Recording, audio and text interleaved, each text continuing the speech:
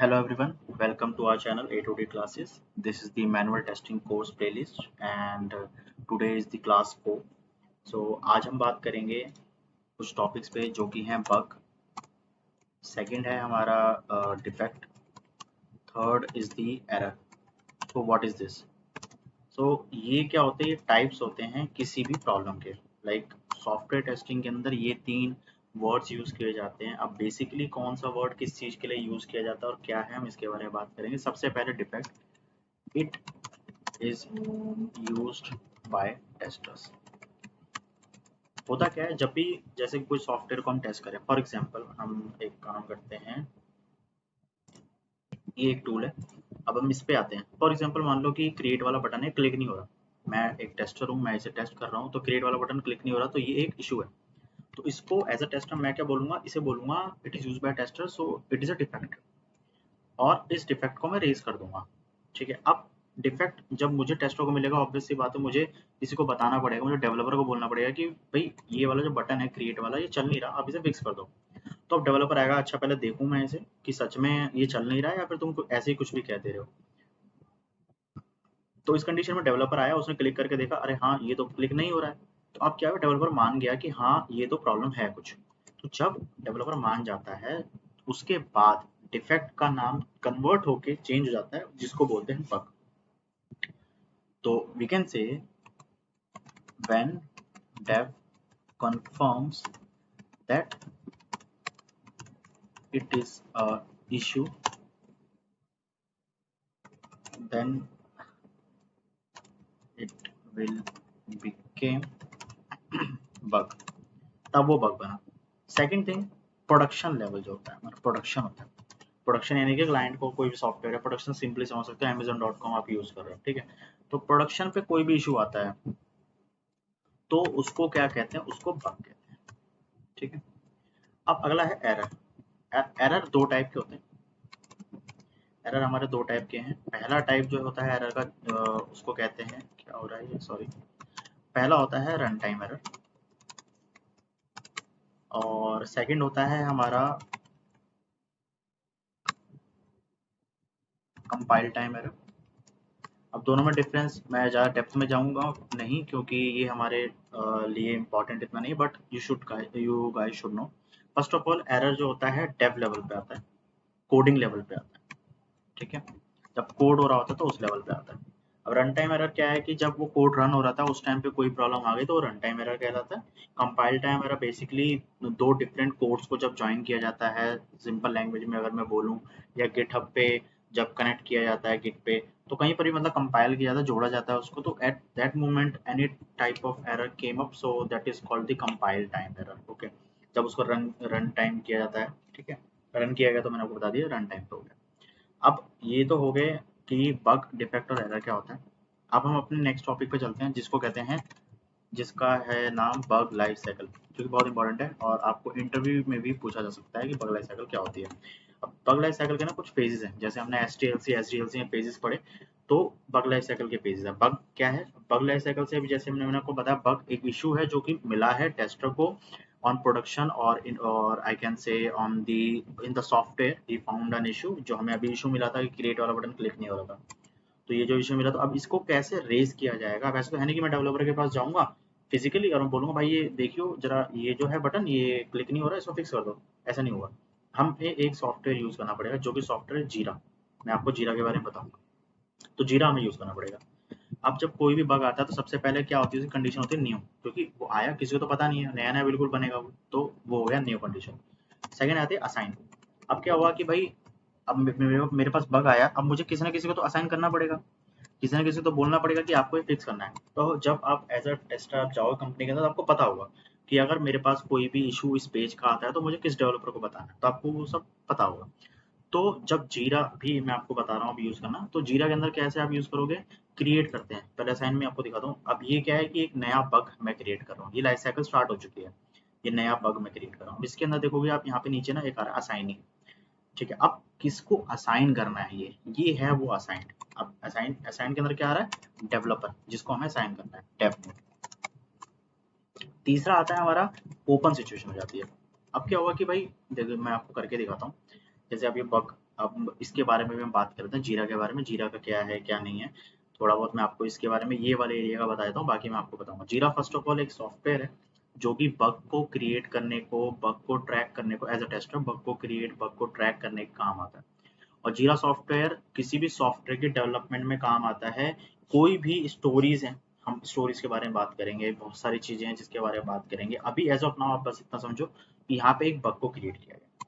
जब बग को क्रिएट कर दिया जाता है, असाइन कर दिया जाता है डेव को, तो अब उसकी ना स्टेट चेंज होती है। अब पहली स्टेट बनती है ओपन। अब ओपन के अंदर क्या होता है कि अब जो डेवलपर है उसके पास हो सकता है कि जैसे हम टेस्टर हैं, हमारे जैसे 5-6 टेस्टर होंगे। अब 5-6 टेस्टर एक साथ में 10-15 बग रेज कर दिए। अब डेवलपर क्या है कि 10-15 में से मान लो उसने 2 बग सिर्फ पिक किए। अब जब वो पिक करेगा तो उसकी कंडीशन अलग हो जाती है, और जब तक वो पिक नहीं करता तब तक वो ओपन कंडीशन में रहते हैं। ओपन के अंदर मतलब कि उस डेवलपर ने पिक नहीं किया है, अब इसको वैसा का वैसे ही छोड़ दिया, पिक करे लेगा बाद में। तो ये होती है ओपन कंडीशन, जब उसने पिक नहीं किया है। अब क्या होता है कि अब उसने ओपन, तो अब ओपन के अंदर हमारे पास ना मल्टीपल फेज होता है। अब ओपन के अंदर क्या होगा कि अब वो गया, अब उसने क्या किया, अब उसने ओपन के अंदर पिक नहीं किया था, अब उसने क्या किया, फिर वो क्या करता है, पिक कर लेता है उसको। जब वो पिक कर लेता है तो ओपन के अंदर सब फेज हमारे आ जाते हैं। अब सब फेज आ गए, सब फेज के अंदर पहला फेज हमारा होता है डुप्लीकेट। ये ओपन के अंदर उसने पिक नहीं किया था, और जब उसने पिक किया तो वो सब फेज बन जाते हैं हमारे। पहला हमारा सब फेज है, इसको मैं यहाँ पे अच्छे से एलोबरेट कर देता हूँ। सब फेज, तो पहला हमारा सब फेज था ए डुप्लीकेट। और हमारा सेकंड जो होता है उसके अंदर कहते हैं रिजेक्टेड बोल सकते हैं, या फिर नॉट फिक्स तो नहीं बोलूंगा मैं, इसको रिजेक्टेड बोल सकते हैं। तीसरा होता है हमारा डेफर्ड सिचुएशन होती है। डेफर्ड के बाद हमारा नेक्स्ट आता है नॉट फिक्स्ड, या फिर इसको बोल सकते हैं नॉट अ बग।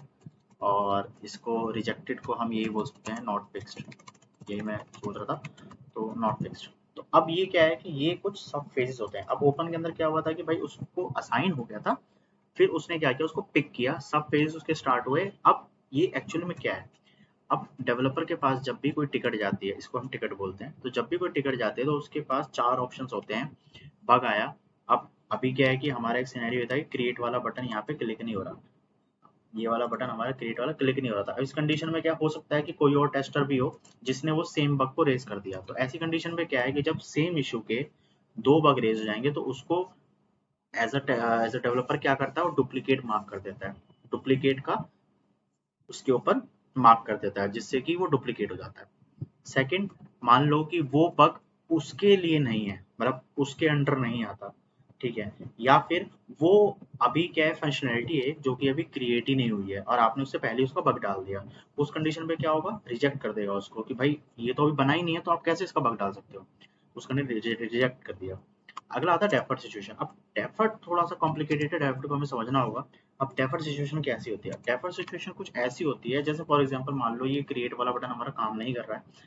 अब इसके अंदर क्या होगा, जो डेवलपर होता है वो कह देगा डेफर्ड सिचुएशन। अब डेफर्ड का मीनिंग ये होता है कि ये इतना इंपॉर्टेंट नहीं है, हमें, हम अभी इसको अगर इग्नोर भी कर दें, अगर इसे हम फिक्स ना करें तो हमारी फंक्शनैलिटी पे, हमारे प्रोडक्ट पे कोई हैम्पर नहीं होगा, या फिर हम इसको नेक्स्ट अपकमिंग स्प्रिंट के अंदर पिक कर सकते हैं। स्प्रिंट में आपको बताऊंगा, अभी अभी के लिए आप सिर्फ इतना समझो कि अपकमिंग स्प्रिंट के अंदर हम उसको पिक कर सकते हैं। तो ये होती है डेफर्ड सिचुएशन। अब इसमें करना क्या होता है, हमें एज अ टेस्टर क्या करना होता है, तो डेफर्ड सिचुएशन के अंदर हमको कम्युनिकेट करना पड़ता है अपने प्रोजेक्ट मैनेजर से, अपने बिजनेस एनालिस्ट या फिर प्रोडक्ट ओनर से, कि डेवलपर ने डेफर्ड कह दिया है, क्रिएट वाला बटन उसको लगता है कि ये इतना इंपॉर्टेंट नहीं है, इसको हम बाद में फिक्स कर सकते हैं। तो सबसे लास्ट कॉल हमारे प्रोडक्ट ओनर, बिजनेस एनालिस्ट और दी प्रोजेक्ट मैनेजर पे होती है कि वो क्या चाहते हैं, कि क्या ये डेफर्ड सिचुएशन है। अगर है तो वो लोग ओके करेंगे, फिर उसके बाद हम उसको एक्सेप्ट करेंगे एज अ डेफर्ड। फिर उसको क्या होगा कि वो नेक्स्ट स्प्रिंट में उसको फिक्स किया जाएगा। तो डेफर्ड सिचुएशन ये होती है। अब नेक्स्ट होता है नॉट अ बग। अब मान लो कि 2 कंडीशन हमारे, नॉट अ बग, अब ये बग ही नहीं है, ठीक है। अब मान लो कि क्रिएट वाले बटन को यहाँ पे हमें क्लिक ही नहीं करवाना था, क्रिएट हमें सर्च करना था, फिर इसे क्लिक कराना था फॉर एग्जाम्पल, तो क्रिएट तो कोई फंक्शनैलिटी ही नहीं है।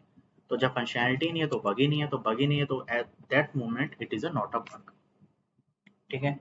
अब अब अगला होता है, अब ये 4 सिचुएशंस वो हैं रिजेक्शन की। अब हमारी जो चौथी सिचुएशन बनती है, अब जो चौथा बिल्कुल डिफरेंट फेज है, वो है फिक्स्ड। अब क्या हुआ, डेवलपर ने उसको फिक्स कर दिया, इस बार फिक्स करके अब भेज दिया आगे। अब जब फिक्स हो गया तो हम आगे गए, अब वो आ जाता है टेस्टर के पास। टेस्टर के पास क्या करना है, टेस्टर को उसे रीटेस्ट करना है। अब टेस्टर का काम शुरू हो जाता है रीटेस्टिंग का, और उसे वापस से टेस्ट करना पड़ेगा उसको। रीटेस्ट करेगा टेस्टर, टेस्टर रीटेस्ट करने के बाद उसके पास एक और सिचुएशन आती है, मान लो रीटेस्टिंग हो रही है, रीटेस्टिंग के अंदर वापस से वो बग निकल गया, वो फेल हो गया, मतलब अभी भी रिप्रोड्यूस हो रहा है वो सेम इशू ही। तो ऐसी कंडीशन पे टेस्टर क्या करेगा, टेस्टर उसे रीओपन कर देगा। रीओपन कर देगा तो वापस से रीओपन होने के बाद ये चीज वापस से घूम के कहाँ चली जाएगी, ये वापस से ओपन सिचुएशन में चला जाएगा। फिर ओपन से वही सेम सिनेरियो स्टार्ट हो जाएगा, वापस से ओपन के बाद असाइंड, और उसके बाद हमारा नेक्स्ट फेज जो था ओपन, फिर उसके जो हैं सब फेजेस स्टार्ट हो जाएंगे, फिर ऐसे ही चलता रहेगा। ठीक है, एज ऑफ नाउ मैं बता रहा हूँ। अब रीटेस्ट में अगर रीओपन होता है तो की कंडीशन है, सिर्फ और सिर्फ रीटेस्ट किया, वापस से बग है तो रीओपन हो गया। मान लो कि रीओपन नहीं होता है, फिक्स हो गया अगर वो, तो फिर रीटेस्ट के बाद आता है हमारे पास वेरीफाइड। अब हमने इसको कंफर्म कर दिया कि वेरीफाई हो गया भाई, ये फिक्स बिल्कुल मस्त चल रहा है, बढ़िया चल रहा है। वेरीफाइड के बाद हमारा नेक्स्ट हो गया क्लोज।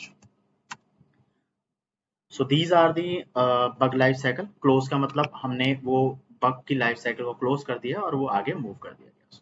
ठीक है, सो आज के लिए इतना ही गाइस। अगर वीडियो पसंद आया तो लाइक करो और कमेंट करो, and thank you so much for supporting us.